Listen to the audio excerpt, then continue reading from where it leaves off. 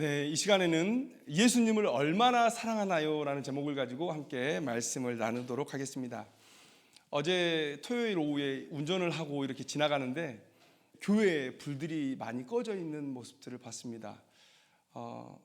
저 같은 세대, 저 윗세대 분들에게는 참 낯선 모습이다라고 생각이 드실 거예요. 코로나 이후에 나타난 모습일지 모르겠지만 저희 때는 토요일 날마다 가서 교회에서 살고 교회 봉사하고 예배 준비하고 그게 사실 일상이었거든요. 그런데 규모가 괜찮은 교회에서 교회에 불이 다 꺼져 있는 모습을 보고 참 마음이 아팠습니다. 여러분, 신자의 삶은 의무입니까? 삶에 지워진 짐입니까? 그래서 우리가 억지로 무언가를 해야 하는 그런 행위입니까? 여러분, 이것을 한번 우리가 고민해 봤으면 좋겠어요. 오늘 본문에서 예수님은 우리에게 죄사함을 받는 자는 사랑해야 된다라고 우리에게 말씀하고 계세요. 이 사랑하라는 명령도 또 이 사랑하라는 명령 안에 담겨있는 많은 행위들도 우리에게 정말 의무, 짐이 되어버린 것이냐. 여러분, 오늘 우리가 사랑을 한번 생각해 보면 여러분, 사랑할 때 어떻습니까? 사랑할 때는요, 우리가 그런 마음이 들어요. 뭔가를 해주면서도 내가 당신께 뭔가를 해줄 수 있어서 행복합니다, 이 마음이 들잖아요. 뭘 해도 아깝지 않고 내가 뭘 희생해도 아깝지 않은 그런 사랑. 여러분, 하나님께서 우리가 죄인 되었을 때에도 사랑이라는 감정을 우리 가운데 남겨두신 거예요. 우리가 죄의 지배를 받았을 때도 우리 안에 있는 모든 하나님께서 주신 본성이 사라진 건 아닙니다.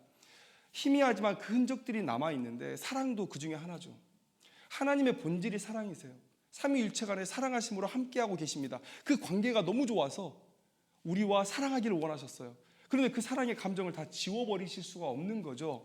그래서 우리 안에 남겨뒀는데 우리는 그 사랑을 하나님을 모를 때 어떻게 사용했냐면 내 자녀를 사랑하고 내 배우자를 사랑하고 그런 사랑으로 구현해냈단 말이죠. 그래서 예수님께서 우리에게 사랑하라라고 명령하셨을 때 우리가 모르는 감정을 말씀하신 게 아니에요.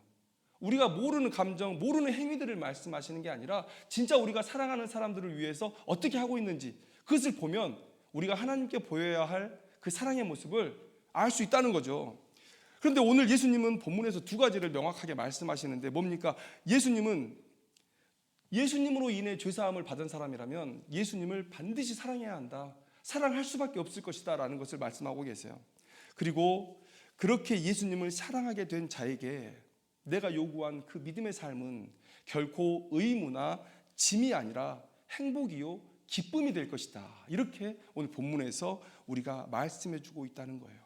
오늘 우리가 이 죄사함을 받은 여인의 삶의 모습을 잠깐 볼 텐데요. 이 모습을 보면서 내가 예수님을 사랑한다는 감정은 얼마만큼의 크기를 가지고 있는지, 내가 과연 예수님께 보이는 이 사랑의 삶은 하나님께서 받으시기에 합당할 만한 크기인지 그것을 한번 우리가 고민해보는 그런 귀한 시간이 되었으면 좋겠습니다. 오늘 이 여인의 모습을 한번 생각해 보기를 원해요. 여인이 오늘 예수님께 나왔습니다. 그런데 의무감에 나왔습니까? 의무감에 누가 시켜서 나왔습니까? 아니죠. 아무도 말해주지 않을 상황이에요. 왜냐하면 이 여인은 죄인이기 때문에 그렇습니다. 이미 정죄를 받고 있잖아요. 37절 말씀에 그 동네에 죄를 지은 한 여자가 이렇게 얘기하고 있습니다. 온 동네 사람이 이 여자가 죄인이라는 것을 다 알고 있어요.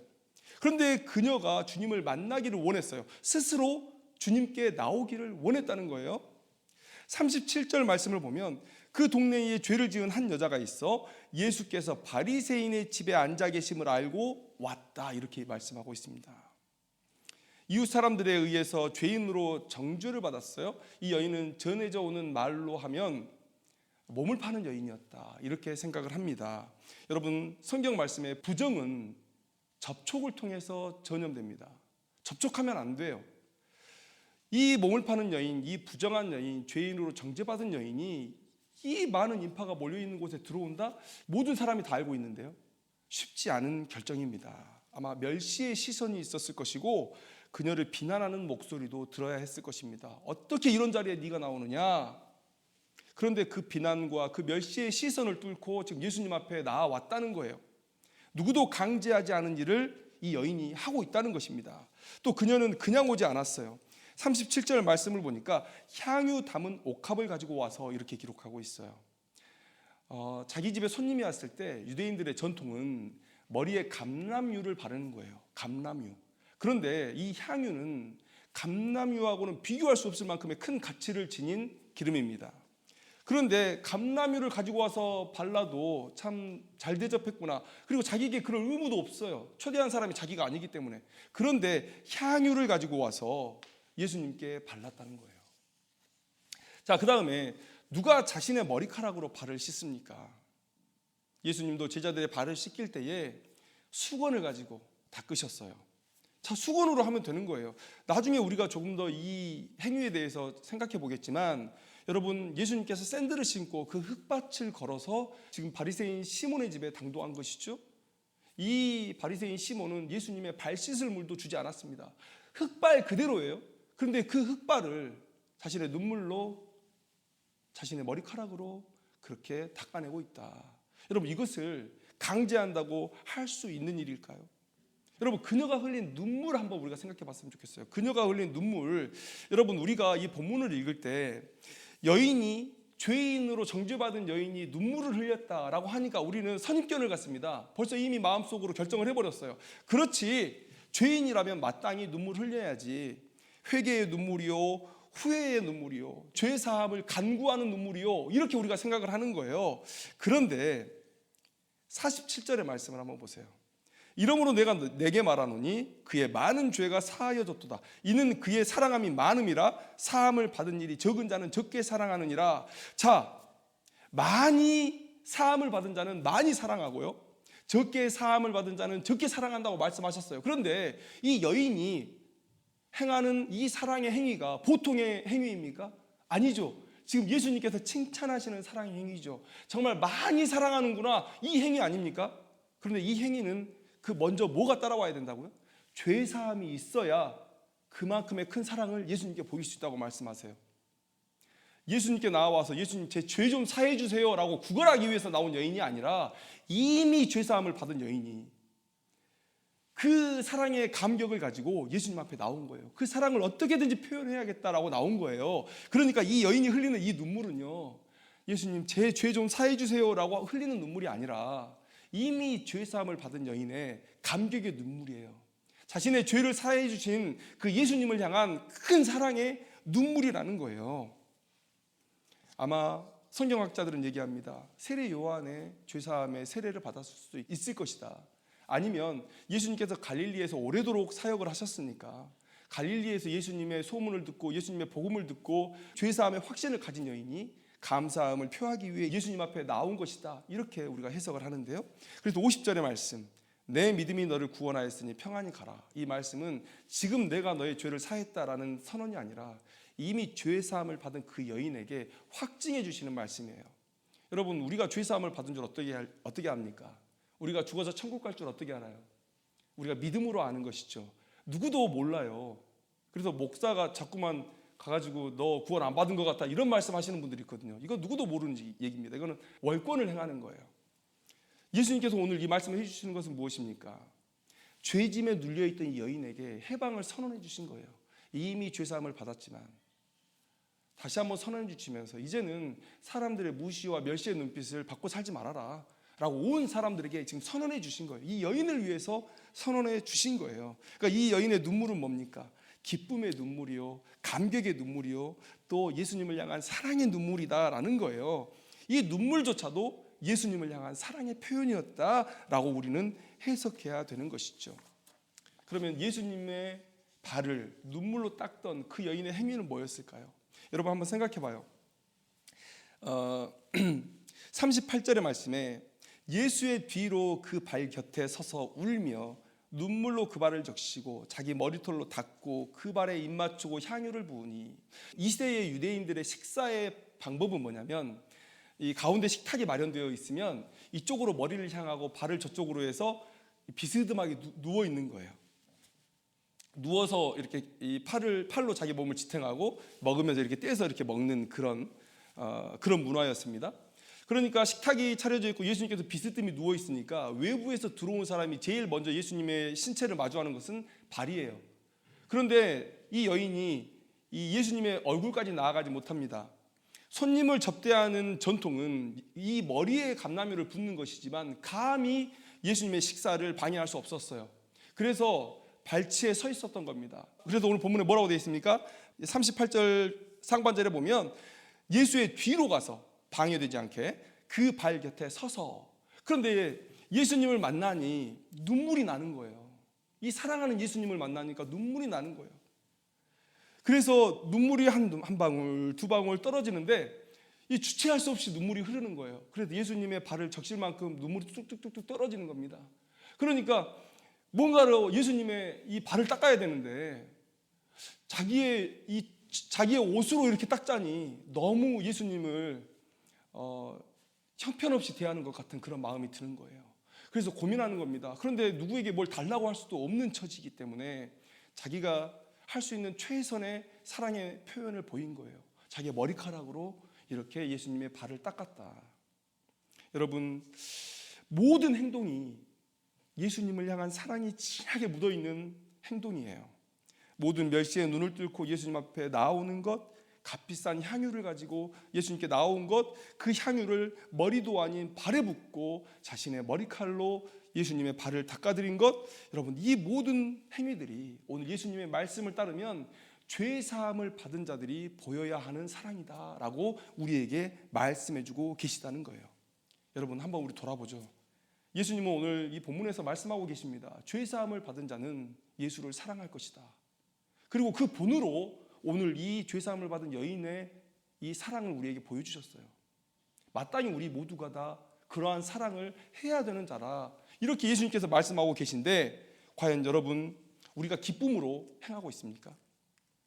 여인은요, 예수님이 오신다는 소문을 듣고 아마 오래전부터 준비했을 거예요. 자신이 준비한 모든 것을 다 털어서 이 향유를 샀을 것이고 오는 발걸음 내내 큰 기대감을 가지고 예수님 앞에 나와왔을 것입니다. 예수님을 만나서 자신이 할 수 있는 모든 사랑의 표현들을 했을 거예요. 그냥 옷으로 좀 닦으면 어때요? 흙 묻은 발인데, 바리새인 시몬은 발 씻을 물도 주지 않았는데 그 눈물로 그거 닦아주는 것, 그것도 귀한 일이죠. 그런데 내가 예수님을 향해서 표현할 사랑이 뭘까? 최고의 사랑이 뭘까를 고민하고 그런 행동을 해냈다는 거예요. 여러분, 우리는 과연 그러한 사랑을 예수님께 보이고 있냐라는 거예요. 아까도 말씀드렸잖아요. 예수님 사랑 어떻게 하는 건데요? 여러분, 내 자녀를 어떻게 사랑하시는지 한번 생각해 보세요. 내 사랑하는 사람을 만나기 위해서 여러분들이 어떻게 준비하고 뭘 하는지를 한번 생각해 보세요. 하나님께서 우리의 마음 가운데 사랑의 감정을, 사랑의 행위들을 남겨놓으셨다니까요. 전 세계 모든 사람들이 사랑할 때 느끼는 감정, 사랑할 때 하는 행위들이 똑같아요. 그 행동을 했을 때 누구나 이 사람이 이 사람을 사랑하고 있구나 라는 것을 알 수 있어요. 어렵지 않습니다. 그런데 우리가 그 사랑을 예수님께 보이고 있느냐라는 거예요. 그래서 여러분, 저는 이런 생각을 해봐요. 혹시 우리가 오늘 본문에 나오는 예수님께서 말씀하시는 50데나리온을 탕감받은 자로 우리 스스로를 여기고 있는 것이 아니냐. 여러분, 한번 생각해 보세요. 우리는 우리를 너무 괜찮은 사람으로 여기고 있진 않은가. 세상의 사법제도가 이렇게 발전을 합니다. 그래서 이제는 사법제도는 어떻습니까? 사람들은 죄를 짓고 또 사법부는 그 법을 만들어서 그 나쁜 행위들을 제재하려고 하죠. 그런 것들이 시간이 지나면서 점점 발전해요. 그래서 사법체계도 발전하고 경찰력도 강해지고, 그래서 사람들이 살만한 세상을 만듭니다. 그런데 이것의 단점이 뭐냐? 종교인들에게 큰 단점으로 작용하는 게 뭐냐? 법이 이렇게 완벽하니까, 경찰력이 이렇게 완벽하니까 내가 지금 교도소에 가지 않고 내가 재판에 넘겨지지 않고 경찰에 잡혀가지 않는 이유는 내가 그만큼 괜찮은 사람이고 법을 잘 지키고 의인이어서 그런 게 아니냐. 이 세상을 살아가는 사람들의 마음 가운데 내가 꽤 괜찮은 사람이다라는 생각들을 가지고 있는 거예요.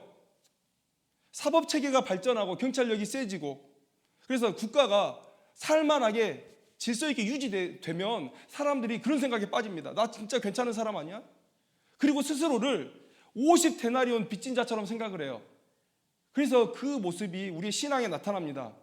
예수님을 덜 사랑하는 모습으로 나타나요. 여러분, 혹시 스스로를 나 참 괜찮은 사람이야 라고 여기고 있지는 않은가? 여러분, 이 예수님께서 시몬이 의심을 하는 거예요. 집에 초대했는데 죄인이 들어왔어요. 접촉하면 부정해지는 거예요. 그런데 예수님이 지금 이 죄 많은 여인이 예수님의 몸을 터치하는 것을 가만두고 있단 말이죠. 그러니까 속으로 의심이 생깁니다. 만일 선지자라면 자기를 만지는 이 여자가 누구며 어떠한 자 곧 죄인인 줄을 알았으리라. 이미 마음 가운데 의심이 확신이 되어버린 거예요. 이 예수 이거 사입이네, 이런 마음이 이미 마음 가운데 생긴 거예요. 그때 예수님께서 이 바리새인 시몬의 마음을 알고 그에게 질문합니다. 시몬아, 내가 내게 이를 말이 있다. 빚 주는 사람에게 빚진 자가 둘이 있어 하나는 500데나리온을 졌고 하나는 50데나리온을 졌는데 갚을 것이 없으므로 둘 다 탕감하여 주었으니 둘 중에 누가 그를 더 사랑하겠느냐. 그러니까 이 시몬이 얘기합니다. 많이 탕감을 받은 자니이다. 그러니까 예수님께서 이렇게 말씀하세요. 내 판단이 옳도다. 그러면서 뭐라고 얘기하십니까? 많은 죄를 사함을 받은 자는 많이 사랑할 것이고 적은 죄를 사함을 받은 자는 적게 사랑할 것이다. 그러니까 지금 이 얘기를 우리가 오해할 수 있어요. 이 말씀을 읽으면 지금 어떻게 되냐면 여인은 죄가 많아서 많은 죄를 사함을 받았으니까 지금 이렇게 나한테 사랑을 표현하는 것이고, 마치 바리새인은 사랑하지 않고 있잖아요. 너는 사함을 받은 죄의 크기가 얼마 안 되기 때문에 너는 이렇게 사랑해도 돼, 이런 말씀을 하는 것 같아요. 그런데 여러분, 우리가 성경을 해석할 때 이 한 절로 해석하면 한 10점 정도 드릴 수 있어요, 점수를. 성경은 더 넓은 전체의 성경으로 성경을 해석할 때 100점짜리 성경 해석이 나오는 겁니다. 예수님께서 이 말씀을 하시는 이유가 뭘까요? 바리새인 시몬아, 너는 50달란트 빚진 자니까 그만큼 사랑하는 거 내가 인정해 줄게. 그러나 이 여인은 너희들이 다 알고 있는 죄인이잖아. 그러니까 이 여인은 그 큰 죄를 사함받았으니까 저렇게 열심히 나에게 사랑을 표현해야 돼. 이 말씀을 하는 게 아니에요. 그 말씀을 하는 게 아닙니다. 물론 여인 죄인입니다. 율법에서 하지 말라는 것 했어요. 그러니까 아주 큰 죄인이에요. 그런데 예수님께서 우리 모두를 바라보는 시선은 어떤 시선이냐, 우리가 그걸 깨달아야 돼요. 우리는 이미 하나님과 원수된 자입니다. 그래서 종국에는 멸망에 처할 인생들이에요. 그래서 이미 우리의 죄가 차고 넘칩니다. 우리가 살면서 짓는 죄를 신학적인 용어로 자범죄라고 해요. 원죄가 있고 자범죄가 있습니다. 그런데 이미 원죄의 크기가 우리를 멸망으로 이끌 만큼 너무 크기 때문에, 차고 넘치기 때문에 우리 자범죄는요, 그냥 바닷가에 한 컵에 물을 붓는 행위밖에 안 되는 거예요.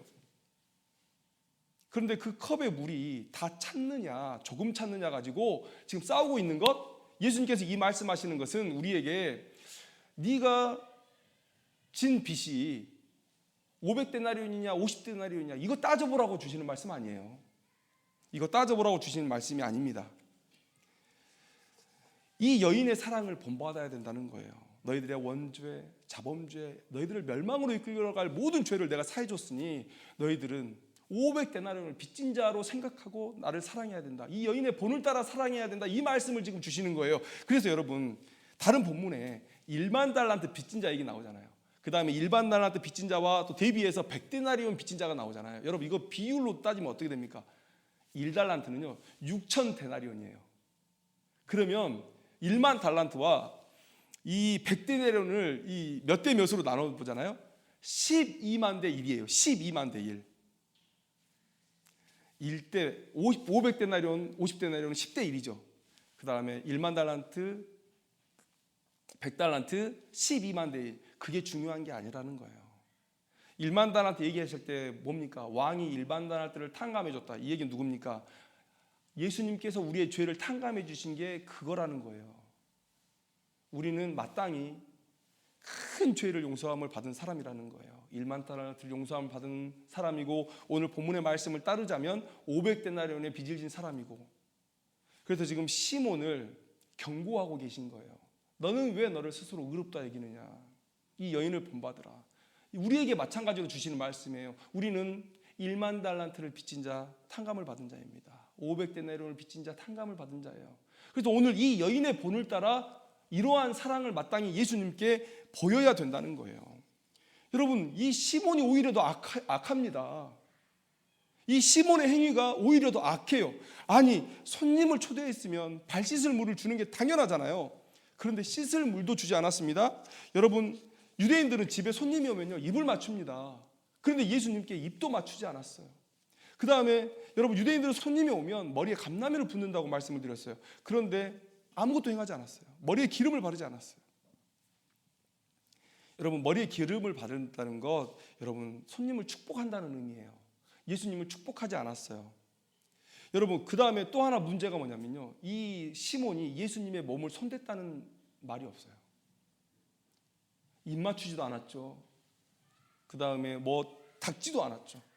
접촉하는 행위들을 아예 하지 않아요. 여러분, 왜 그럴까? 저는 이런 생각도 해봅니다. 예수님을 부정하다고 여긴 건 아닐까? 여러분, 그게 충분히 가능한 게 뭐냐면, 예수님이 항상 누구와 함께 다니십니까? 병자들, 죄인들과 함께 다니세요. 이방 땅에도 갔다 오십니다. 그러니까 이 바리새인 입장에서, 유대 종교인들의 입장에서 볼 때는요, 예수님께 부정이 묻어있다고 생각할 수밖에 없는 거죠. 그러니까 의도적으로 예수님과의 접촉을 피하는 겁니다. 여러분, 이러한 행위들을 볼 때 이 바리새인 시몬은 예수님을 모욕하고 있는 거예요. 모욕하고 있는 거예요. 누가 더 큰 죄인입니까? 혹시 우리가 이런 인생이 아니냐라는 거예요. 우리가 이런 인생이 아니냐. 우리를 너무 의롭게 여긴 나머지 예수님께 보여야 할 마땅한 사랑을 보이지 못하고 있는 거예요. 여러분, 우리의 수고가 자랑이 됐어요. 우리의 수고가 자랑이 됐어요. 여러분, 나 오늘 오락 몇 시간 했어. 여러분, 이런 거 자랑하는 사람 없죠? 응? 나 오늘 친구들 만나가지고 카페에서 수다를 몇 시간 떨었어. 여러분, 이거 자랑하는 사람 없잖아요. 그러면 왜 우리가 뭘 자랑하죠? 여러분, 한번 생각해 보세요. 나 공부 몇 시간 했어. 나 오늘 직장에서 일을 이만큼 했어.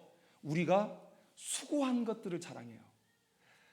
사람들의 일반적인 정서 안에서 하기 싫은 일인데, 먹고 살기 위해서 아니면 남을 위해서 뭔가를 했을 때, 여러분, 우리는 이것을 자랑합니다. 수고했을 때, 고생했을 때, 노력했을 때 자랑해요. 우리가 믿음 생활하는 것도 엄청 자랑하잖아요. 나 오늘 예배 드렸어부터 자랑하잖아요. 나 기도했어 자랑하잖아요. 왜 그렇게 자랑할까요? 여인은 자랑하지 않았다니까요. 저는 그런 생각을 해봐요. 내가 한 조그만의 믿음의 행위들을 자꾸만 사람들에게 자랑하는 이유는 뭘까? 그래서 우리의 내면 안에 이러한 행위들이 사람들이 다 하기 싫어하는 일이고 매우 수고스럽고 고통스러운 일이라고 여기고 있기 때문이 아니냐. 그런데 그 일을 내가 했다. 그래서 자랑하는 거 아니냐. 나의 열심과 나의 인내를 봐라. 근데 여러분, 이 말씀이 이 여인에게 통용이 되냐고요. 자신의 재산을 다 털어서 향유를 사온 여인, 세상의 멸시와 비난의 목소리를 들어가면서 뚫고 예수님 앞에 나온 여인, 자신의 머리카락으로 그 흙 묻은 발을 닦았던 여인, 이 여인의 마음속에 나 지금 수고하고 있다, 나 지금 고생하고 있다, 나의 인내를 봐달라 하는 그런 모습이 있었냐고요. 아마 수없이 많은 사람들이 그 여인과 예수님에게 주목하고 있었는데 아마 이 여인의 눈에는요, 그 사람들이 안 보였을 거예요. 여러분, 사랑하는 사람과 있을 때는요, 그 사람만 보이는 거예요. 여러분, 프로포즈 같은 거 하잖아요. 길거리에서. 저는 그걸 못하겠어요. 저는 아내가 프로포즈 안 하면 결혼 안 한다 그래가지고 차를 으슥한 데로 몰고 갔어요. 그래가지고 제가 또 입으로 말을 못하겠는 거예요. 그래가지고 노트북을 열어가지고 영상 만들어준 거 보여주고 짠 하면 나타나려고 케이크를 두고 차 밖에 서 있었거든요. 근데 그날 비가 온 거예요. 안타깝게도 제가 그렇게 프로포즈를 했습니다. 근데 제가 많이 사랑하는데 그렇게 프로포즈를 못했어요. 참 후회가 되는데, 여러분, 요즘 젊은 분들, 저 때도 좀 그런 분들이 있었지만 TV 같은 데 보면 프로포즈 할 때 어떻게 합니까? 그냥 대로변에서 무릎 꿇고 딱 반지 내밀잖아요. 사랑하면 그 사람만 보이는 거죠. 억지가 어디 있어요? 이 여인의 이 사랑의 모습 속에서 억지가 어디 있습니까? 그런데 우리는 우리의 신앙의 모든 요구들, 그것들을 억지로 하고 있기 때문에 그게 자랑이 되는 거예요. 나 자랑이 되는 거예요. 여러분, 오늘 예수님의 말씀을 따라 우리가 생각해 보면 우리가 왜 예수님을 이렇게 사랑하지 못할까? 왜 이런 헌신의 모습들이 나오지 않을까? 혹시 우리가 우리의 죄의 심각성이나 또 내 죄사함의 은혜에 대해서 깊이 깨닫지 못하고 있는 건 아닐까? 여러분, 우리가 더 큰 감격으로 나아가기 위해서는요, 우리가 나락으로 떨어지는 경험을 해야 돼요. 그게 뭡니까? 우리가 구원받을 때 내가 괜찮은 사람이지라는 생각을 가지고 구원을 받으면 그 감격이 크지가 않아요. 그런데 우리가 나락으로 떨어져서 내 죄의 심각성을 깨닫고 내게 죄사함이 필요한 존재구나, 나는 죄사함이 필요한 존재구나 라는 생각을 했을 때 그 차고 높이 뛰어오를 때 그 감격이 큰 거예요. 근데 이 여인에게 그러한 모습이 있었다는 거죠. 유대인 땅에서 이미 율법에 의해서 정죄받은 여인이에요. 그쵸? 부정한 여인.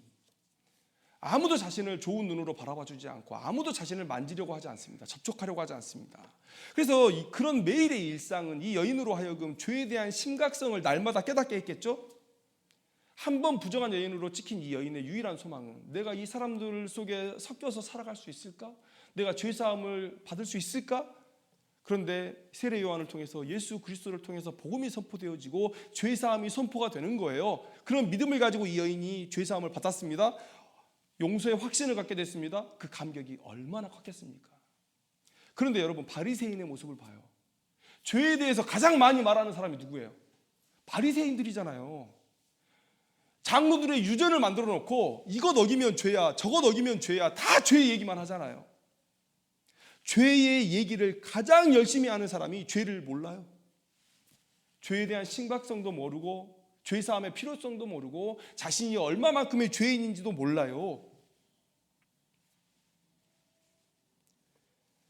그러니까 예수님을 사랑하는 사랑의 마음이 없는 거예요. 그래서 그에게 신앙의 행위는 의무가 됩니다. 알맹이, 마음 없는 외식이 되는 거예요. 여러분, 우리가 그런 모습 아니에요? 태어나 보니 모태신앙이네요? 태어나 보니 대한민국이고 태어나 보니 교회가 지천에 깔린 세상에 내가 살고 있네요. 그런데 법과 제도가 너무 잘 정비되어서 그 제도 속에 잘 살아가니까 누구도 나를 나쁜 놈이라고 말하지 않네요.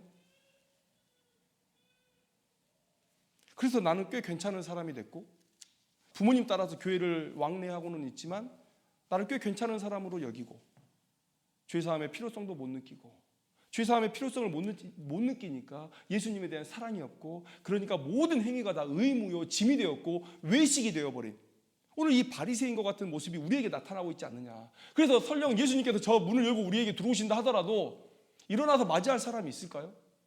누구는 커피 마시고 있을 것이고 누구는 스마트폰 보고 있을 것이고 다 각자 할 일을 할 거예요. 이 예배의 자리에서조차.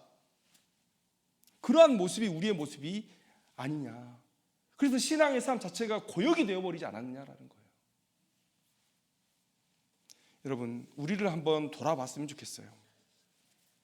여러분, 예수님을 사랑합니까? 예수님을 사랑합니까? 이 자리에 나오기 위해서 얼마나 많은 기대를 가지고 나왔어요. 그런 기대를 가지고 나왔습니까? 이 시간 1분 1초가 지나가는 것이 막 아깝고 찬양하는 시간은 막 그 가사를 좀 더 묵상해 보려고 더 깊이 있는 은혜의 감격으로 들어가 보려고 노력하고 있습니까? 예수님의 영광을 위해서 나를 희생하는 것, 내 물질을 희생하는 것, 사람들의 멸시의 시선을 받아내는 것, 여러분 이것이 내게 고역이 아니라 큰 기쁨이 됩니까? 주님의 명령이라면 내 삶의 질서를 다 다시 뒤집을 용기가 있습니까? 오늘 이 여인은 그렇게 했다는 거예요. 여러분, 주님께서 우리에게 먼저 사랑을 요구하신 게 아니고요. 주님께서 우리를 먼저 사랑하셨어요.